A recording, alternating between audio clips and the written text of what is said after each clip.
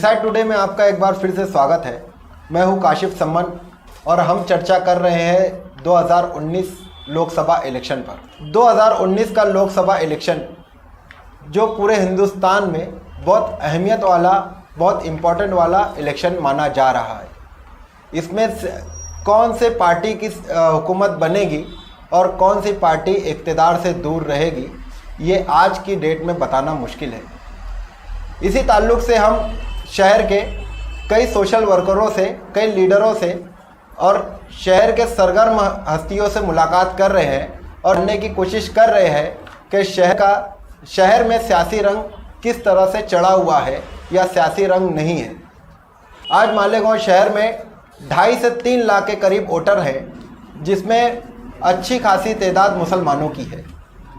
हम आज इसी विषय पर चर्चा करेंगे शहर के 2 सोशल वर्करों के साथ, जो है आरिफ नूरी साहब और अफजल खान साहब। इनकी ऑर्गेनाइजेशन, इनकी तंजीम का नाम है हिफाजत ग्रुप। ये बहुत सारी एक्टिविटी करते रहते हैं और सियासत में सरगर्म रहते हैं। आरिफ भाई और अफजल भाई, आपका स्वागत है रिसाइट टुडे में। आज जो 2019 का इलेक्शन चल रहा है, इसमें शहरी हालात जब हम देखते हैं तो हमें ये नज़र आता है कि आम वोटर या आम जनता इस चुनाव से जुड़ नहीं पा रही है। इसकी क्या वजह हो सकती है? सबसे पहले तो पार्लियामेंट इलेक्शन, तो जो लोकसभा जो इलेक्शन होता है तो वो जमहूरियत के अंदर इंतहाई अहमियत का हामिल होता है, क्योंकि ये कानून साज इलेक्शन होता है। यहाँ पर जो है पार्लियामेंट में कानून को बिल के तौर पर पास किया जाता है और वही मुल्क में दस्तूर बनाया जाता है। तो इसलिए ये इंतहाई अहमियत का हामिल इलेक्शन होता है। अब आपने बात की कि आवाम में इसका क्यों नहीं माहौल बन पा रहा है, तो उसकी एक वजह ये भी हो सकती है कि जब पिछले मर्तबा पार्लियामेंट इलेक्शन हुआ था तो उस वक्त तो कांग्रेस से अमरेश भाई पटेल साहब ने इलेक्शन लड़ा था और मालेगांव शहर की जो आवाम है, मालेगांव शहर ने तमाम लीडर, उसमें कांग्रेस है, जितने भी लीडर थे हमारे मालेगांव शहर में जो मुकामी पार्टियां हैं, तमाम लोगों ने मिलकर उनके लिए काफ़ी मेहनतें, मुशक्क़तें की और पूरे शहर ने अपनी कुर्बानी देकर 1,33,000 के ऊपर कुछ वोट उनको दी। ये बहुत बड़ी शहर का कारनामा था। शहर ने इकाई का और इत्तेहाद का सबूत देकर उनको इतनी, एक सेकुलर उम्मीदवार के तौर पर उनको इतना वोट दी। मगर हुआ क्या कि अमरेश भाई पटेल साहब ने इलेक्शन हारे या जीते वो तो दूसरी बात होगी, मगर शहर ने जो इतनी बड़ी कुर्बानी दी थी, इतनी मेहनत मुशक्क़त करके 1,33,000 वोट जो उन्होंने दिया, वो उन्होंने शुक्रिया अदा करने के लिए शहर में एक जलसा भी नहीं लिया। तो शहर भरोसा करे तो किस पर करे? अभी आज जब कहा जाता है कि बीजेपी है, वाकई में बीजेपी ने बहुत मुल्क में बहुत सारे मामला किए हैं। आप अगर कौमी सतह पर देखें तो उन्होंने बहुत सारे झूठे वादे किए, अपनी शरीयत में मुदाखलत की। आज उनकी वजह से किसान आत्महत्या कर रहे हैं। बहुत सारे मामलात है, नौकरियों का झांसा दिया गया। मगर कांग्रेस की अगर आप बात करें तो उस वक्त तो कांग्रेस पर हमने भरोसा किया था। आज सेकुलर होने की बात की जाती है कांग्रेस की, तो हम कैसे मान लें सेकुलर है? आज बीजेपी अगर है तो खुलकर मुसलमानों के ख़िलाफ़ में और जो निचले तबकात है, वंचित लोग हैं, उनके ख़िलाफ़ में कहा जाता है। मगर इस पर बीजेपी के दौर में खुलकर कहा जाता था। कांग्रेस के दौर में ऐसा नहीं है कि नहीं हुआ। 60 साल जो पिछले आप देखेंगे तो कांग्रेस के दौर में भी पर्दे के पीछे से इससे ज़्यादा काम हुए, लेकिन उसको इतना उजागर बीजेपी ने किया। तो हम कैसे कह सकते हैं कि कांग्रेस जो है सेकुलर है? तो ये सारी वजह लेकर जो है ना, शहर की आवाम में बहुत तजब्जुब का शिकार है। आज भी शहर का 80% जो 80% जो आवाम है वो ये तय नहीं कर पा रही है कि वो वोट दे तो किसको दे, क्योंकि ये दोनों, एक छुपा हुआ दुश्मन है, खुला हुआ दुश्मन है। तो आरिफ भाई, जब इसमें हम देखते हैं कि शहर की आवाम तजब्जुब का शिकार है, तो जब हम किसी को, आवाम जब किसी को कायद चुनती है या लीडर बनाती है, तो उसे कायद इसीलिए बनाया जाता है या लीडर इसीलिए बनाया जाता है कि आवाम को वो तजब्जुब का शिकार होने ना दे और आवाम के जो हक़ में जो सही फ़ैसले हों ले और उसे करे, और जिससे आवाम में, शहर में विकास हो, आवाम में इत्मीनान का माहौल बना रहे। तो क्या आपको नहीं लगता कि शहर के जो लीडरान हैं वो इस पर काम कर रहे हैं? देखो, ये तो आप मेरी बात कर रहे हैं। आप अगर अपना कैमरा लेकर शहर में जाए तो आप किसी से भी पूछ ले तो 99% लोग तो यही कहेंगे कि बिल्कुल काम नहीं हो रहा है। और दूसरी बात, आपने कायद की बात कही तो मुझे एक बात याद आती है कि आज शहर में जिसे देखो कायद बन रहा है। एक कायदो सालार है, एक कायदे इनकलाब है, कायदे नस्ल नौ है। मगर मुझे ऐसा लगता है कि आज शहर को एक खादिम की ज़रूरत है। हर कोई अपने आप को कायद साबित करने अगर उस लायक है तो ठीक है, मगर जिसे देखो वो कायद बना हुआ है। तो आप मेरी राय तो जान लियो, अगर आवाम के दरमियान जाकर भी पूछे तो कोई भी खरा उतरा नहीं है इन 4-5 सालों में। हर कोई बस वादे। आज शहर की हालत आप मुझसे बेहतर जानते हैं, आगरा रोड आपके करीब में है, आप देख सकते हैं। तो मेरे हिसाब से तो अभी फ़िलहाल कोई कायद कहलाने के लायक नहीं है।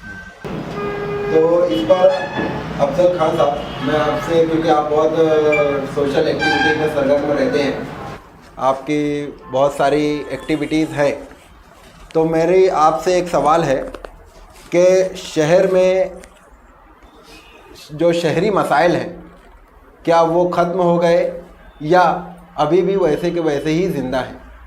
पहले तो मैं आपको ये बता दूं कासिफ साहब कि आपने हम जैसे छोटे मोटे और मुखलिस सोशल वर्क को यहाँ अपने दिलों का और शहर का हाल जानने के लिए बुलाया। जैसे आपने सवाल किया कि शहर के अंदर क्या मसाइल, वैसे ही है।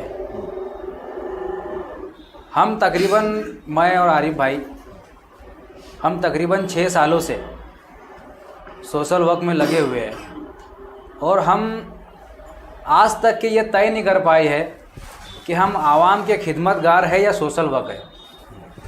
क्योंकि हम जिस भी मसाइल के ऊपर जो वार्ड में गए तो हमको वहाँ तक आज तक अंजाम पजीर हमको कुछ ऐसा दिखा नहीं कि हमने हाँ ये चीज़ को अंजाम तक पहुँचा दिया। लेकिन हम उसके लिए कोशिश करते रहेंगे और उसके लिए लड़ते रहेंगे। ये बात तो सच है कि शहर बिल्कुल पिछड़ा हुआ है। शहर अपना बिल्कुल 10 से 20 साल पीछे चल रहा है। आप अपने बाजू वाले शहर में जाकर देखिए, औरंगाबाद चले जाइए, जलगांव चले जाइए, आप ज़्यादा दूर मत जाइए, अमलेर चले जाइए, तो आप वो शहर में जाएंगे तो आपको लगेगा कि आप कोई सिटी में आए हो। आप मालेगांव में देख लीजिए, धूल है, मिट्टी है, अतिक्रमण है। तो अपना शहर जो है मुसीबतों से घिरा हुआ है। तो इस मुसीबत को दूर करने के लिए मैं अपने मालेगांव शहर के सब नौजवानों को आवाज़ दूंगा कि आप शहर के लिए खड़े हो जाइए और आप शहर के हक़ में सोचिए। क्योंकि नौजवान जब खड़ा होता है, इनकलाब खड़ा होता है। और मालेगांव के नौजवानों को आगे आना चाहिए जब अपने शहर के मसाइल इंशाअल्लाह दूर होंगे। वंचित अगाड़ी से नबी अहमद है, उम्मीदवार में कमाल हाशिम है,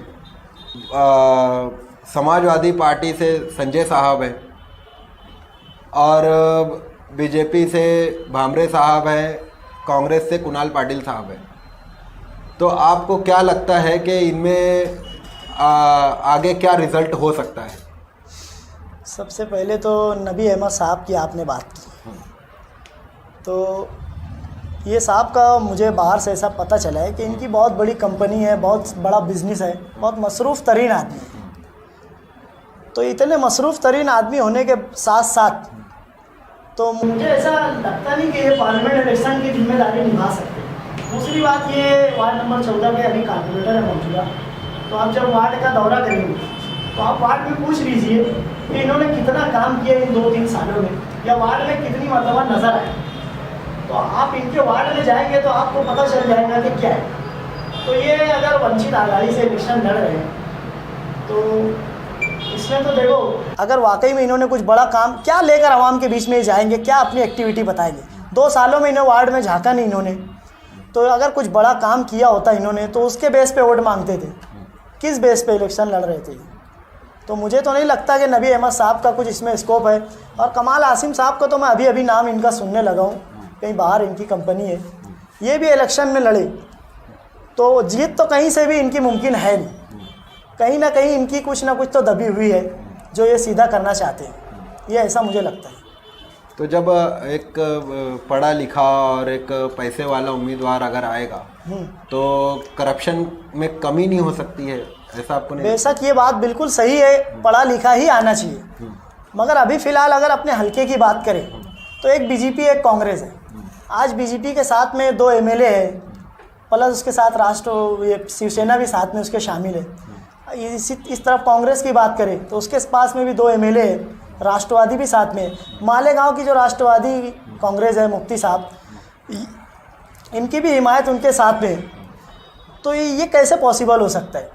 ये लोग आज़ाद खड़े होकर, ना इनकी कोई एक्टिविटी है, ना इन्होंने पिछला कोई बैकग्राउंड इनका है जो जिसके बेस पे। तो सबसे मेन यहाँ पर जो बताना मकसद है कि पर्सनालिटी भी कुछ चीज़ होती है, तो इनकी पर्सनालिटी भी तो होनी चाहिए। और अगर इलेक्शन लड़ना ही था तो पहले समझ लेते कि ये कौन सा इलेक्शन, ये पार्लियामेंट इलेक्शन है, 6 हलकों पर ये इलेक्शन है। तो इसलिए मुझे नहीं लगता कि ये लोग आ सकते हैं कहीं से भी। आपका ये कहना है कि कड़ा मुकाबला जो होगा वो कांग्रेस और बीजेपी के दरमियान ही होगा? बिल्कुल ऐसा ही है। और हमारे आसिफ साहब की बात करें, अगर कांग्रेस को सेकुलर कहा जा रहा है तो सबसे पहले तो मुझे आसिफ शेख रशीद साहब सबूत दे कि वो किस तरीके से मुकामी तौर पे सेकुलर है। आज अगर आप कारपोरेशन में देखें तो इनका जो 60 गांठ है वो शिवसेना के साथ में। तो क्या ये मानते हैं शिवसेना जो है सेकुलर पार्टी है? आज जगह जगह सभा में लिए जा रहे सेकुलर, इनके पास कोई काम ही नहीं है ना, क्या बताकर लोगों से वोट मांगेंगे? तो ये जो मुसलमानों को सिर्फ डराया जा रहा है सेकुलर और फ़िरका परस्त के नाम पर। अगर आप पिछला कारपोरेशन इलेक्शन देखें तो एक तरफ मुफ्ती साहब का स्टेज लगता था और मुफ्ती साहब चिल्लाते थे कि हमें शहर में बीजेपी को रोकना है। ये मुफ्ती हर इलेक्शन में कभी इन्होंने ये नहीं बताया कि मैंने ये काम किया, ये काम करेंगे। काम की बात, तामीरी बात इन्होंने नहीं, बस क्या कहा, हर इलेक्शन में 50-50 स्पीकर लगे होते थे कि हमें बीजेपी को रोकना है। और इधर कांग्रेस वाले जब सभा लेते थे, जलसा लेते थे, तो वो कहते थे हमें शिवसेना को रोकना है। आप पिछला रिकॉर्ड उठाकर, लेकिन आज क्या हो रहा है? आज की पोजीशन में बीजेपी के साथ कौन था, शिवसेना के साथ कौन है? ये सिर्फ आवाम को जो है ना बेवकूफ़ बनाया जाए। अभी पीछे कहा गया, शेख रशीद साहब और मुफ्ती साहब ने कहा कि हमें मुस्लिम उम्मीदवार इस हलके से चाहिए। मुबारकबाद देते हैं, होना चाहिए। हम कितनी मरतबा लोगों को वोट देंगे? है हमारी इतनी वोट है, वंचित लोगों की वोट है, धनगर समाज की वोटें हैं, निचले तबकात की वोटें हैं। हो सकता है मुस्लिम उम्मीदवार आ सकता है। इन्होंने कहा, मैं मुबारकबाद देता हूँ। अगर इन्हीं की बात ले लिया जाए तो आज तो है ना ऑप्शन, नबी अहमद इनके लिए है ना, मुस्लिम उम्मीदवार है कि नहीं? लेकिन क्या ये लोग कर रहे हैं? ऐसा नहीं कर रहे। मुफ्ती साहब का पिछला बयान देखेंगे तो उन्होंने कहा था कि अगर शेख रशीद साहब उम्मीदवारी करते पार्लियामेंट में तो मैं इनकी खुली हिमायत करता और इनका साथ देता, इनके लिए इलेक्शन लड़ता। ये मुफ्ती साहब का जुमला था। अब मुझे एक बात बताइए, पिछले 4-6 महीने पहले की बात है, ये 37 काम लेकर निकले थे। वो बहुत कह रहे थे चोरी हो रही है, चमारी हो रही है, मेयर साहब के वार्ड में ऐसा हुआ है, हॉल गायब है। यानी इन लोग खुला इल्ज़ाम लगाते थे। तो ये सब क्या भूल गए ये लोग? यानी ये ऐसे उम्मीदवार को पार्लियामेंट में भेजना चाहते थे मुफ्ती साहब। नहीं तो इसीलिए ना ये हिमायत से पहले 1 महीने तक ये सोच विचार होता रहा, उसके लिए मीटिंग पे मीटिंग होते रही, उसके बाद फैसला लिया गया कि कांग्रेस का सपोर्ट करना है। तो ये भी तो एक अच्छी बात थी ना कि इन्हें डायरेक्ट फैसला नहीं लिया, उसके बारे में इतना सोचा गया, इतना समझा गया, उसके बाद आज समर्थन दिया गया है। मैं एक बात यहाँ पर पूछना चाहता हूँ मुफ्ती साहब से। आज ये कांग्रेस के लिए पाक साफ हो गई। पिछले इनके बहुत सारे बयानात हैं एनसीपी को लेकर, और भी बहुत सारे बयानात हैं। हर मर्तबा इनका मनफी पहलू होता है। तो इन्होंने कांग्रेस को लेकर कहा था। तो मैं इनसे सवाल करना चाहता हूँ कि असम्बली में क्या ये कांग्रेस को कहेंगे? आज आवाम के दरमियान जाएंगे, कांग्रेस के लिए वोट मांगे। कल तक के ये चिल्लाते थे कि फ़िरका परस्त एक ही सिक्के के 2 रुख है, बीजेपी और ये कांग्रेस। तो आज ये ठीक है, इन्होंने फैसला लिया, तो ये कैसे सही फैसला हो गया? इतनी जल्दी जल्दी कैसे ये बदल दे रहे रंग? अगर ठीक है, इनको अगर लग रहा है कि कांग्रेस बहुत ख़राब है बहुत, तो यार जानिबदार रहते या कोई मुस्लिम उम्मीदवार को सपोर्ट करते। मैं ये नहीं कहता कि नबी अहमद साहब सही है इस मामले में, कोई अच्छा उम्मीदवार मालेगांव शहर में और भी बहुत सारे लोग हैं। यही तो अलमिया है शहर का कि बस लोगों ने सिर्फ 2 लोगों को लीडर, ख़ानदानी सियासत चल रही है, तीसरा किसी को सोचते भी नहीं, जबकि शहर में बहुत सारा टैलेंट भरा पड़ा है। अफजल खान साहब, आपसे आखिरी सवाल मैं ये पूछना चाहूँगा कि आज जो लोकसभा का इलेक्शन हो रहा है इसको लेकर आवाम में क्या रुझान बन रहे हैं? देखो, मेरे को तो जहाँ तक ऐसा लगता है काशिफ साहब कि ये जो इलेक्शन चल रहा है, ये इलेक्शन है तो पार्लियामेंट का, लेकिन यहाँ के जितने भी अवामी नुमाइंदे जो अपने आप को अवामी नुमाइंदा बताते हैं, चाहे वो कांग्रेस के लोग हो, राष्ट्रवादी कांग्रेस के लोग हो या और कोई भी गठबंधन के लोग हो, मेरे को नहीं लगता कि मालेगांव शहर में पार्लियामेंट का इलेक्शन चल रहा है। मेरे को ये लग रहा है कि यहाँ पे अपना अपना असेंबली इलेक्शन सीधा कर रहे हैं। उसकी वजह ये है कि आज कुणाल पाटिल साहब इतने बड़े एमएलए होकर भी आज उनको इतना वक्त है कि वो मालेगांव के एक एक आदमी से आकर मिल रहे हैं, जबकि पार्लियामेंट का इलेक्शन है, 6 हल्कों का इलेक्शन है, बिल्कुल वक्त नहीं है, टाइम भी बहुत कम बचा हुआ है। तो इनके पास इतना वक्त है कि एक एक आदमी को आकर के मिल रहे हैं और जो लोग यहाँ पर हिमायत दे रहे हैं एक दूसरे को, तो वो हिमायत देने के बाद भी अपनी अपनी पार्टी का उल्लू सीधा कर रहे हैं। वो अपने तरीके से आवाम में ये पेश करना चाह रहे हैं कि आने वाली असेंबली में हम अच्छे हैं, वो खराब हम अच्छे। तो मेरे को नहीं लगता ये पार्लियामेंट का इलेक्शन हो रहा है, ये सिर्फ अपनी अपनी जो हिमायत देने की जो बात है, ये अपना अपना उल्लू सीधा कर रहा है, ये अपना अपना आने वाला असेंबली सीधा कर रहा है।